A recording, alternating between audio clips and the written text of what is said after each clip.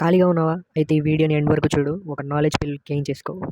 Fact number 1. ఒకప్పుడు suicide attempt చేస్తే IPC section 309 ప్రకారం అది క్రైమ్, జైలు శిక్ష ఉండేది. కానీ ఇప్పుడు మెంటల్ హెల్త్ కేర్ యాక్ట్ 2017 వచ్చాక దీన్ని ఒక మెంటల్ ఇల్నెస్లా ట్రీట్ చేస్తున్నారు. క్రైమ్లా కాదు. సో జైలు బదులు ట్రీట్మెంట్ ఇస్తారు. డౌరీ కేసెస్ 498A కంప్లైంట్ ఇవ్వగానే పోలీసులు వచ్చి హస్బెండ్ని వెంటనే అరెస్ట్ చేయలేరు మామ. మిస్యూజ్ అవ్వకుండా సుప్రీంకోర్టు కొన్ని సేఫ్ గార్డ్స్ పెట్టింది. ముందు ప్రాపర్ ఇన్వెస్టిగేషన్ జరిగాక అవసరమైతేనే అరెస్ట్ చేయాలి. Fact number 3.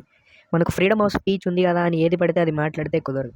ఆర్టికల్ 19(2) ప్రకారం దీనికి రీజనబుల్ రెస్ట్రిక్షన్స్ ఉంటాయి. దేశ భద్రతని కానీ సోవర్నిటీని కానీ భంగం కలిగిస్తే జైలుకి వెళ్లాల్సి వస్తుంది. జాగ్రత్త. Fact number 4.